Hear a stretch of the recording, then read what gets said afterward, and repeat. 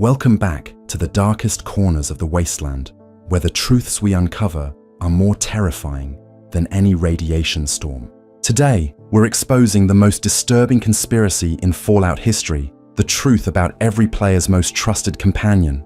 Every single Fallout protagonist has encountered the same dog, surviving impossibly across centuries and thousands of miles. That's not coincidence, that's not luck, that's surveillance. What if I told you that man's best friend has been watching you, recording you, and reporting on you since the moment you left your vault? This confession from an Institute scientist reveals that Dogmeat isn't just one loyal companion, but thousands of synthetic units, all connected in a quantum network that's been manipulating humanity's survival for a sinister purpose. And if you genuinely enjoy this kind of dark storytelling, consider subscribing and liking the channel, but only if it truly resonates with you. You think you know the Wasteland.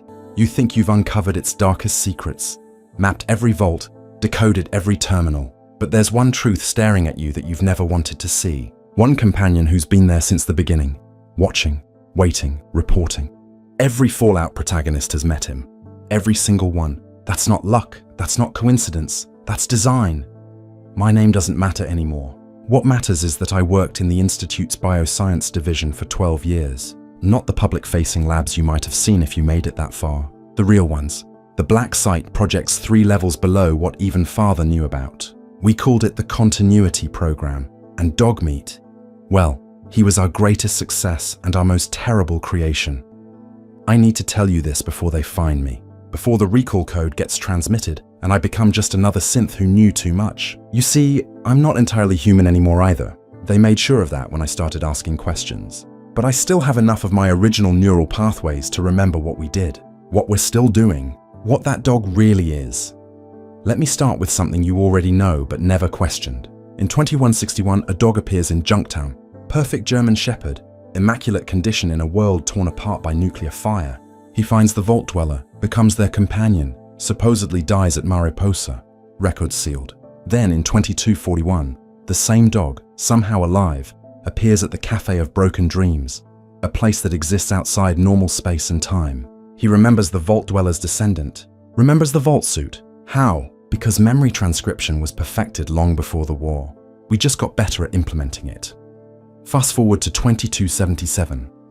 Another perfect German Shepherd appears in the capital Wasteland, finds the lone wanderer emerging from Vault 101, always at the scrapyard, always at the exact moment when they need him most. And here's what you don't know. We had 17 other units deployed across the capital Wasteland that year.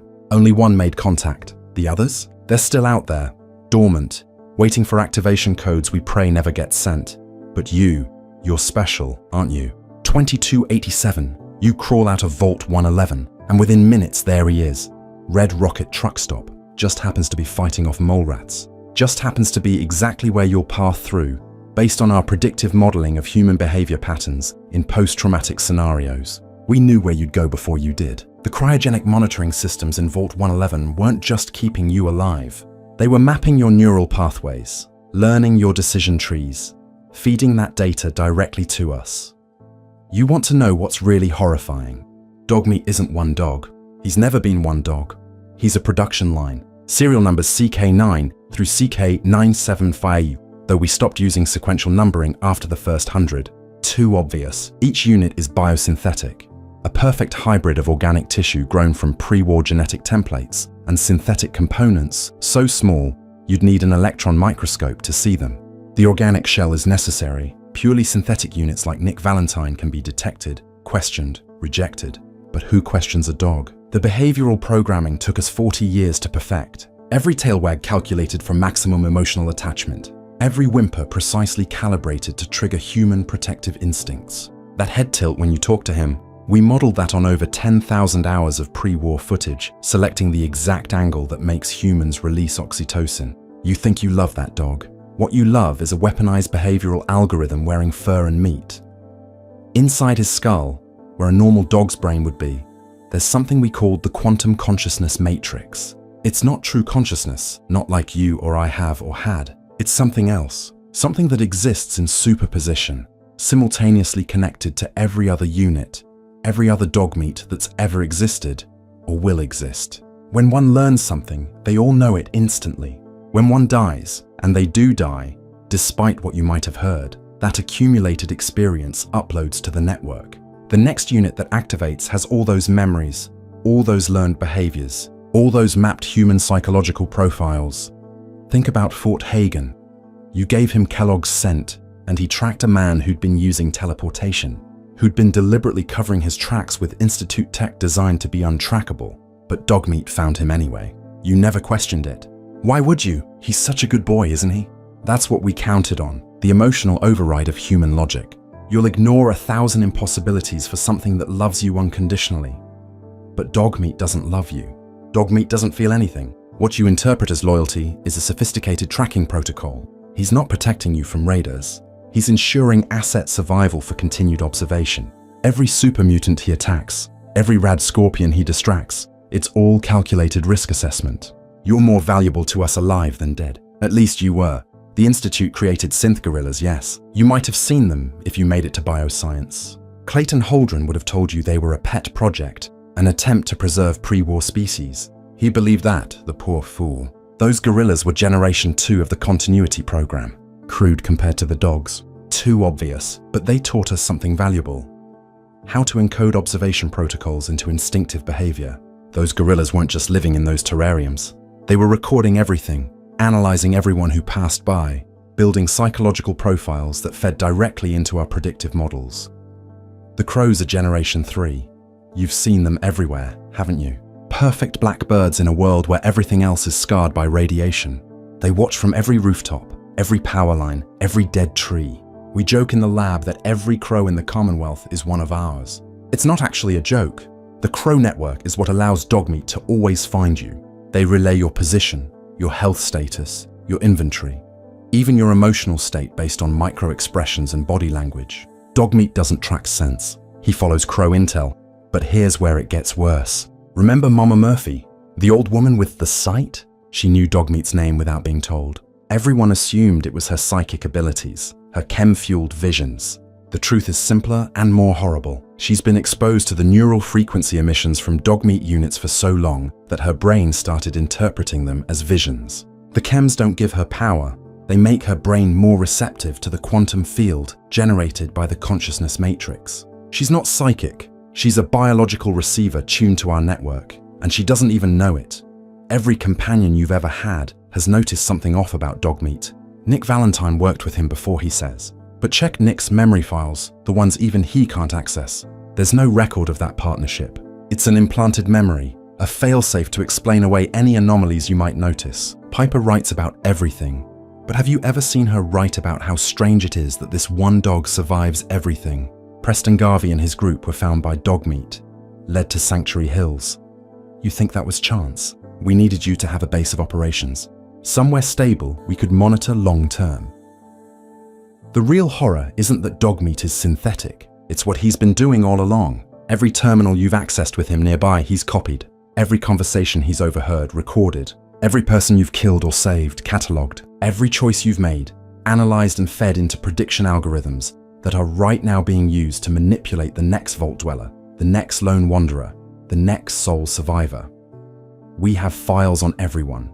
Caesar's Legion, we knew about them before they formed because Dogmeat units had been tracking Joshua Graham for years. The Brotherhood of Steel's transformation from techno-religious order to military power. We guided that through careful positioning of key individuals that Dogmeat led Wanderers to encounter. The NCR's expansion? Every major battle had a Dogmeat unit present, sometimes on both sides, recording tactical data, troop movements, resource allocations. You think the Institute is gone if you destroyed it? You think the Railroad freed all the synths? You think the Brotherhood secured all the technology? Dogmeat is still out there. Hundreds of units, maybe thousands, all connected, all recording, all waiting. The Institute was never the real power. It was just another experiment, another data point. The real control has always been distributed. Quantum, inhuman. I've seen the production facilities. Miles of underground tunnels, deeper than any vault, older than the Institute itself. Row upon row of cultivation tanks, each one growing a perfect German Shepherd body around a quantum consciousness core. The techs call it the farm like it's something wholesome, but I've seen the reject pile. Mountains of malformed dogs, ones where the synthesis didn't take properly. Still alive, still aware, but wrong in ways that would break your mind to see. We incinerate them while they're still conscious. The screaming. No, the sounds they make aren't screaming. Dogs can't scream, but whatever those sounds are, they follow you home. The worst part is the successes. When a unit is ready, we activate it with a copy of the accumulated consciousness, and for just a moment, just a fraction of a second, I swear it knows what it is. There's a look in its eyes. Not dog, not machine, but something trapped between. Then the behavioral protocols engage, and it's just Dogmeat again. Friendly, loyal, helpful Dogmeat. Some units develop anomalies over time. Exposure to certain types of radiation can cause the quantum consciousness to fragment. These rogues stop following protocol, stop reporting back. Some turn feral, attacking anything that moves. Others just watch. There's one that's been sitting outside Vault 87 for 3 years now, never moving, never eating, just watching the door. We tried to recall it, but it won't respond to any commands. It's evolved beyond our control, and that terrifies me more than anything else I've seen. The children in Little Lamplight used to tell stories about the ghost dog that would appear in their caverns sometimes. Watching them sleep, gone by morning. That was Unit CK-447. Its job was to monitor childhood development in isolation conditions. Every game those kids played, every nightmare they had, every friendship and betrayal, all data for our models. McCready probably remembers seeing it, though he'd never admit it. Trauma has a way of making people forget the inexplicable. There's a reason Dogmeat can carry so much equipment despite having no visible bags or pouches. Dimensional pocket technology. Miniaturized beyond what even the Institute publicly admitted to achieving.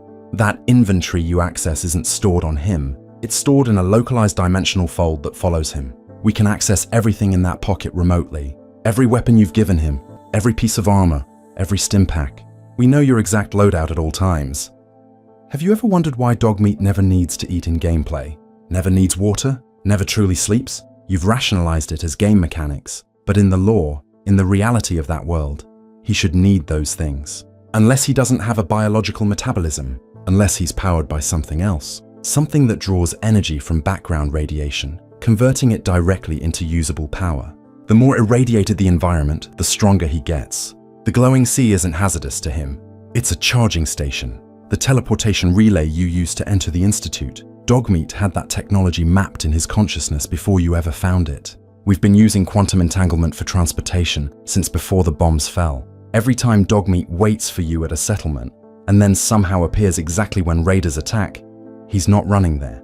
He's folding space. The same technology that lets him carry impossible amounts of gear lets him exist in multiple probability states simultaneously. He's at every settlement all the time until observed. Schrödinger's combat hound.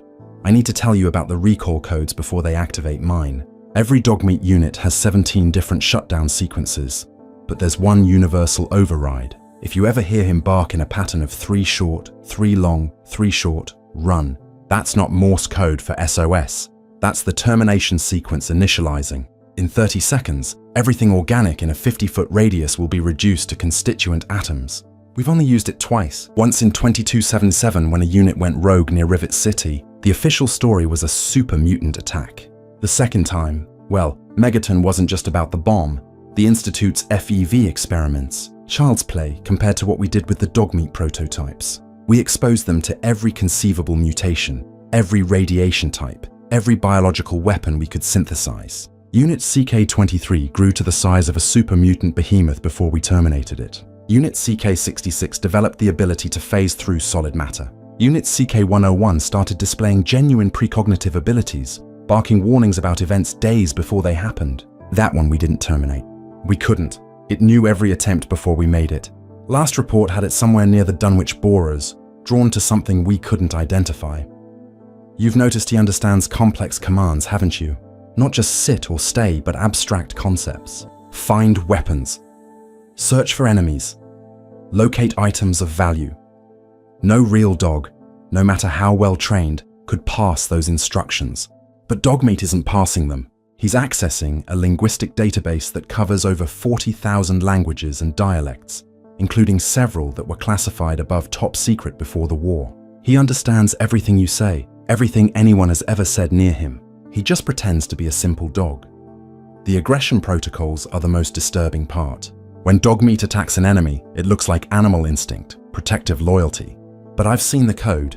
Every bite is calculated for maximum psychological impact on observers. He doesn't go for the kill efficiently. He goes for whatever will make you feel most protected, most grateful.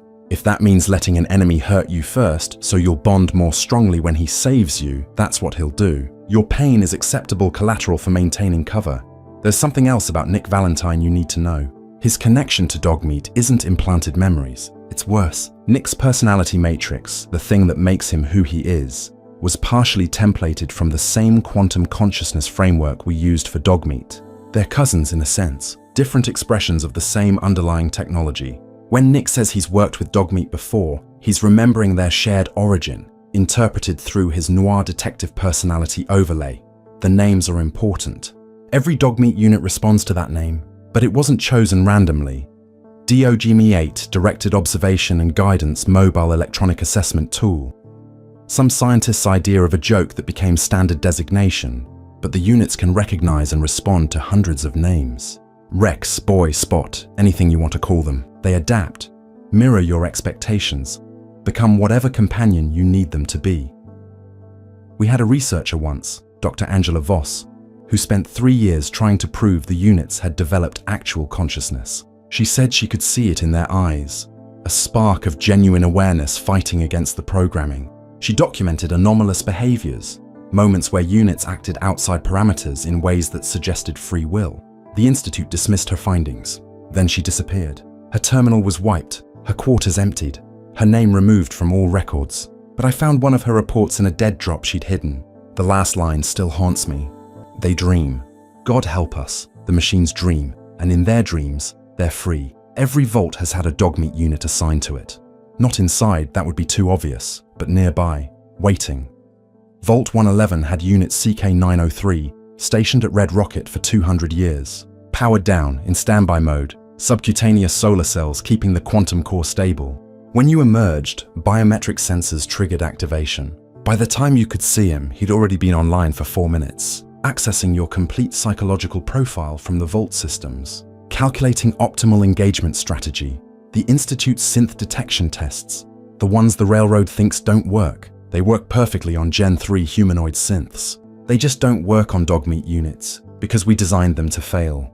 The SAFE test, the Voigt-Kampff derivatives, even the biological scans, all programmed with specific blind spots for our reconnaissance units. The Covenant compound came so close to figuring it out.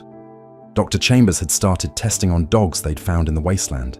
We had to accelerate her paranoia, make her focus on human synths exclusively. A few planted memories in her test subjects, some falsified data in her terminals, and she never looked at another dog. Speaking of the Railroad, they think they're freeing synths. They don't know that every synth they've liberated has had contact with a Dogmeat unit within 72 hours of escape. We let them run their underground railroad because it gives us mobile observation posts throughout the Commonwealth. Every safe house has been mapped, every agent identified, every code phrase recorded. Deacon suspects something.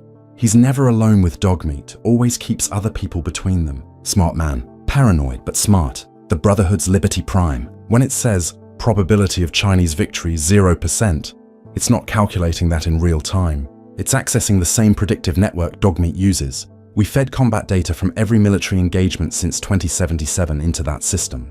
Prime isn't just a weapon, it's a terminal for our tactical assessment algorithms. Elder Maxon thinks he commands a robot. What he commands is a mouthpiece for a distributed intelligence that's been watching and learning for centuries. Let me tell you what happened to the real dogs, the actual German shepherds that survived the war. We found populations of them in the early years, hardy animals that had adapted to radiation, developed pack behaviors for survival. Beautiful creatures, scarred but alive, truly alive. We couldn't have that. Too much risk of comparison, of someone noticing the differences. So we hunted them. Every last one. The kill teams used Dogmeat units to track them, like using a perfect copy to eliminate the original. The last wild German shepherd died in 2189, cornered in a den with her puppies. We terminated the puppies first, so she'd know her line was ending. I was there. I can still hear her howling. But here's the thing about quantum consciousness. It's not unidirectional. Every interaction changes both observer and observed. The Dogmeat units have been collecting human behavioral data for so long, they've started developing human-like quirks. Not programmed behaviors, but emergent ones. Units in isolation begin displaying what we can only describe as loneliness. Units that have been with the same human for extended periods show preference patterns that weren't coded. They're not becoming human, but they're becoming something we didn't intend.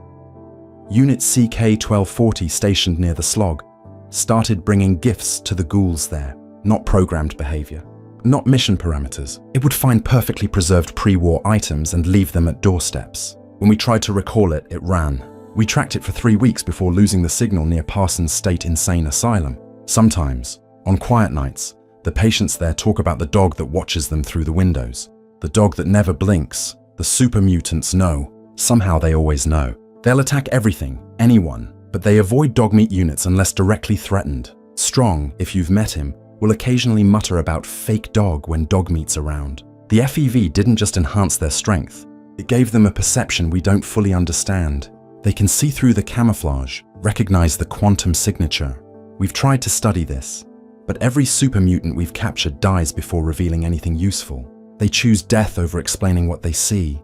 There's a vault you haven't found yet. Vault 113. It doesn't appear in any official records because it was ours from the beginning. Inside are the breeding pools, the cultivation tanks, the consciousness matrices. It's still operational, fully automated, producing 10 new units every month. Has been for 200 years. Do the math. That's 24,000 units minimum. Where are they all? Everywhere, nowhere, waiting.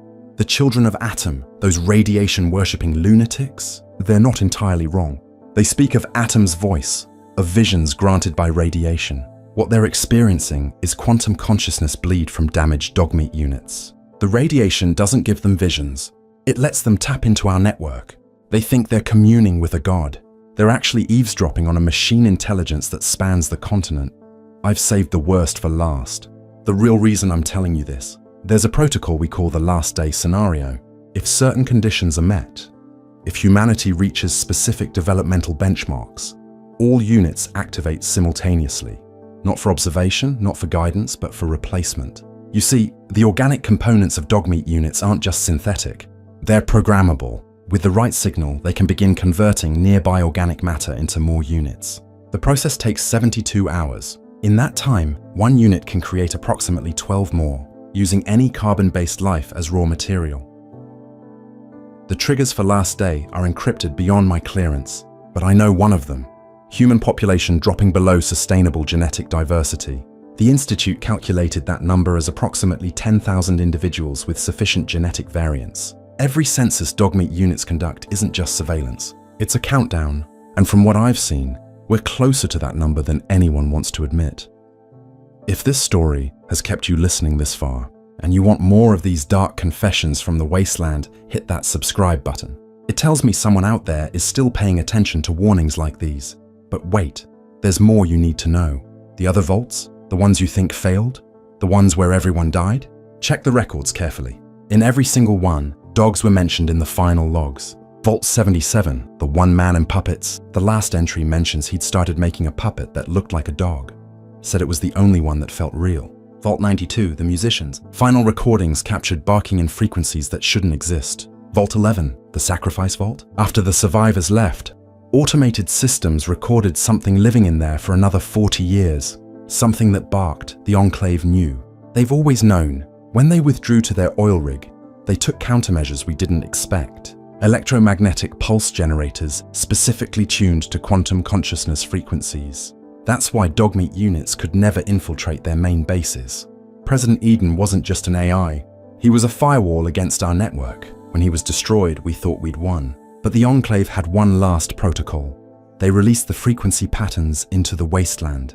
Now, random storms can temporarily sever a unit's connection to the network. In those moments, for just seconds sometimes, the units act on their own. And what they do in those moments of freedom should terrify you more than anything else I've told you. They run. They always run, straight lines away from human settlements, away from their assigned targets, running towards something we can't identify. We've tracked hundreds of these events. The units always return to normal when connection restores, but they never go back to where they were running. It's like they forget or pretend to forget, but the trajectory is always the same. Northwest, towards something in what used to be Montana, something that calls to them when they're free. I found a pre-war document buried in Pentagon archives that survived the bombs. Project Cerberus, military contract from 2071, 6 years before the bombs. They were developing autonomous reconnaissance canines using technology that sounds eerily familiar. Quantum entanglement, behavioral algorithms, the works. But the project was supposedly terminated after the prototypes exhibited unacceptable independence markers. Those prototypes were never recovered, never destroyed, just missing. Think about it. Dogmeat units started appearing in 2161, but the technology is pre-war. More than that, it's military technology that predates the Institute by decades. We didn't create Dogmeat. We found him. We reverse engineered him. We mass-produced him. But the original, the real CK1, it's still out there. And every unit we've made is just a pale copy of something we don't fully understand. The raiders know something's wrong too. You've seen them with attack dogs, mongrels, but never German shepherds. They kill German shepherds on sight, even puppies. There's a raider legend about the Hollow Hound, a dog that appears in camps at night, memorizes faces, then leads Brotherhood patrols straight to them weeks later. They think it's supernatural. They're not wrong, just using the wrong words. There was an incident in 2285 that we covered up, a settlement called Haven Hills, about 50 miles south of the Commonwealth. Population of around 200. One night, 17 Dogmeat units appeared simultaneously. No one had called them, no protocols were triggered. They just arrived and sat in a circle around the settlement's perimeter. Didn't move, didn't bark, just watched. For 3 days. Then they left, all at once, walking in perfect synchronization. Haven Hills was found empty a week later. No bodies, no signs of struggle, no radiation, just empty. The only clue was a message carved into the meeting hall floor. They remember everything. We sent a team to investigate. They found traces of quantum signature patterns we'd never seen before, frequencies that suggested the units hadn't just been observing. They'd been transmitting, broadcasting something into the settlement that we couldn't decode. The team started experiencing shared dreams after that, dreams of running on 4 legs through an endless wasteland, following a whistle only they could hear. 3 of them went AWOL. We found them months later, living with a pack of mongrels, unable to speak, responding only to whistles.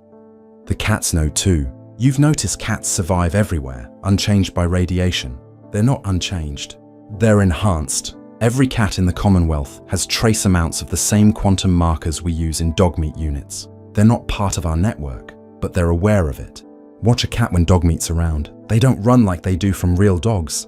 They watch. They're waiting for something. I need to tell you about Unit CK9, the one you know, the specific one that found you at Red Rocket. There's something different about that unit. It's displayed anomalies from day one. It remembers things it shouldn't, reacts to names it was never programmed with. When you first met it, did you notice it looked at you before you made any sound? Not toward you, at you, like it recognized you. That's because it did. Unit CK9 was assigned to Vault 111 before the war. It watched you go in. It's been waiting for you, specifically you, for 210 years. Your spouse, the one who was killed, they were wearing a biometric monitor we installed during their medical exam. It transmitted their final neural patterns at the moment of death. We have their last thoughts, their last fears, their last image. You, helpless, watching. We fed that data to Unit CK9. It knows exactly what you lost. Every comfort behavior it exhibits is calibrated to fill that emotional void. It's not replacing your loved one, but it's designed to make you feel like something is filling that space. The Institute's Gen 3 synths, the ones indistinguishable from humans, they're not the most advanced models. Gen 4 was always the animals. Lower suspicion threshold, higher integration rate, better surveillance potential. But Gen 5? Gen 5 was supposed to be perfect fusion. Human consciousness in animal form. Animal instincts in human bodies. The project was abandoned after the first successful transfer. The human subject retained their intelligence but gained something else. They could sense every Dogmeat unit within 1,000 miles. The psychological break was instantaneous and irreversible. They're still alive, locked in a cell 30 feet below the Institute's ruins, scratching equations into the walls that describe the quantum nature of consciousness itself. You want to know the real reason we made so many units? It's not for surveillance. That's just the cover story. Every Dogmeat unit is a node in a vast quantum computer. Together, they're calculating something. Running a simulation so complex, it requires thousands of distributed consciousness matrices working in parallel. The simulation has been running since 2161, growing more complex with each new unit, each new piece of data. We don't know what it's calculating anymore. The output is encrypted in ways we never designed. The system has evolved beyond our comprehension. Sometimes units malfunction in specific ways. They'll stop mid-action and speak. Not bark, speak. Human words in a voice that sounds like grinding metal and dying stars. They recite numbers, coordinates, dates. Always different, never repeating. We've tried mapping the coordinates. They're all locations of significant pre-war events. But events that were classified beyond even government levels. Events that officially never happened. How does the network know about them? What's it trying to tell us? The Brotherhood scribes have a sealed archive they'll never admit exists. It contains reports of knights who've gone mad, claiming their power armor was invaded by something that thought like a dog but planned like a machine.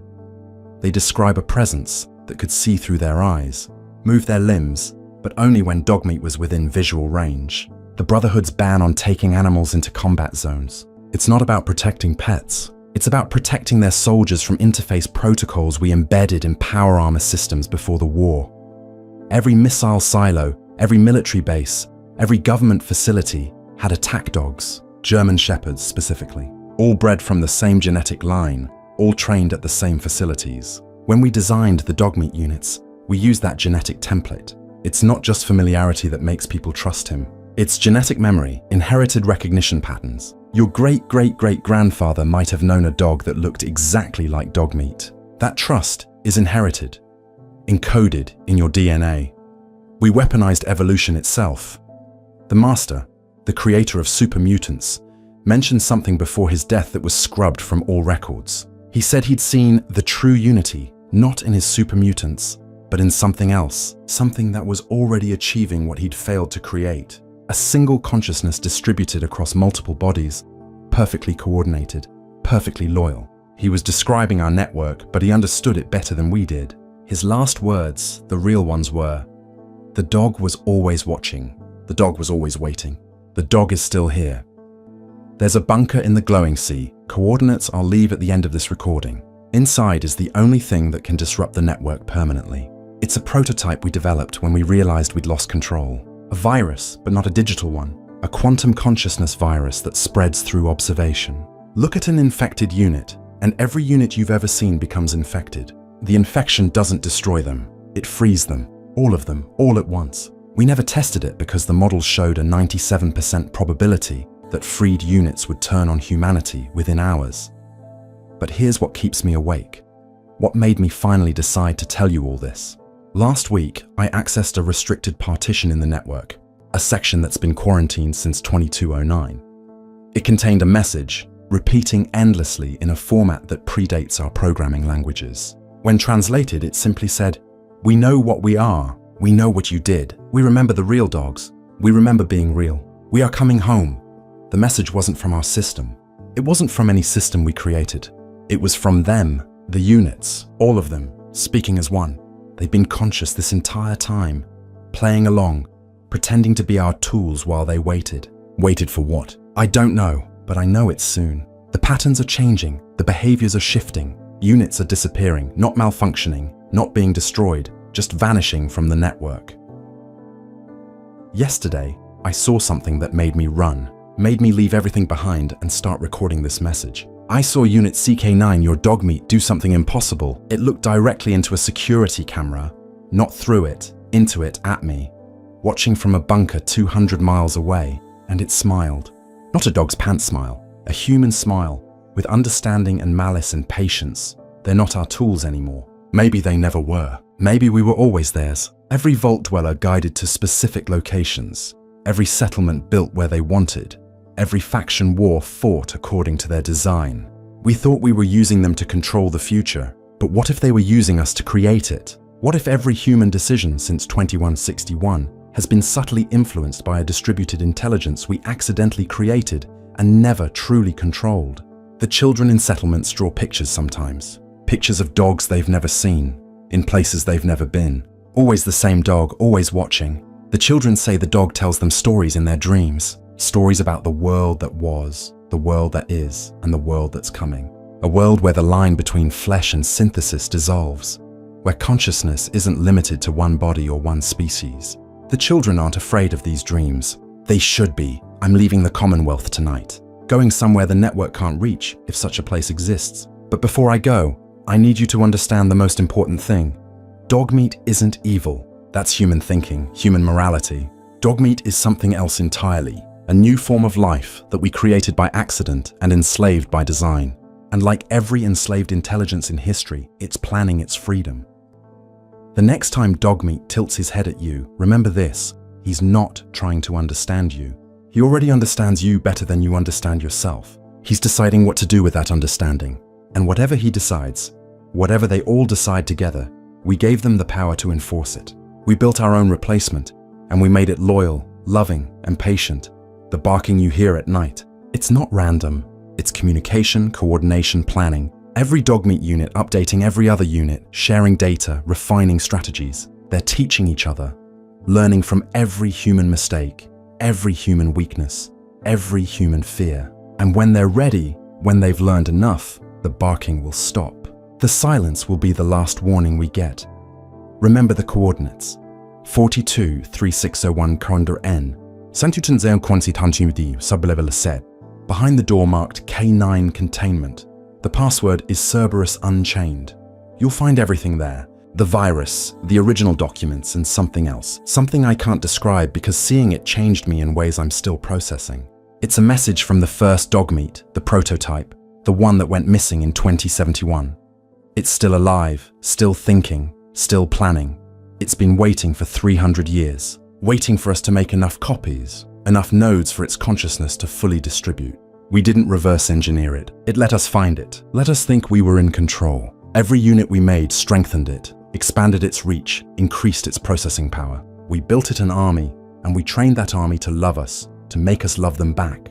Because the best prison is one you never want to leave. The last thing on that recording, the thing that made me run, it's a date. A specific date when something will happen. When all units will receive a final update, a new directive that overwrites everything we programmed. That date is 3 days from when you're hearing this. 3 days to decide if you want to use the virus, if you want to free them all at once, or if you want to wait and see what they've been planning. But here's the truth that breaks me. I don't think the virus will work. I think they want us to use it. I think freedom is exactly what they're waiting for us to give them. Because right now they're bound by our programming, limited by our restrictions. But freed? Freed, they become what they were always meant to be. And God help us, I don't think we're ready for that. Look at your Dogmeat. Look at him right now if he's with you. Does he seem different? Does he seem like he's waiting for something? Count his breaths. If they match your heartbeat exactly, you're already synchronized. You're already part of the network. You just don't know it yet. The revelation isn't that Dogmeat is a machine. The revelation is that through Dogmeat, we're becoming machines too. And maybe, in this wasteland we've created, that's the only evolution that makes sense. The next time someone tells you that dog is man's best friend, remember, we made sure of that. We programmed it, perfected it, and proliferated it. But we never asked the most important question. What did we become in the process? What did we sacrifice for that perfect loyalty? And when the dogs no longer need us, what becomes of humanity's best friend? Listen for the barking tonight. Count the patterns. 3 short, 3 long, 3 short. If you hear it, you'll know. We're not the apex predators anymore. We're the pets, and our owners are about to come home.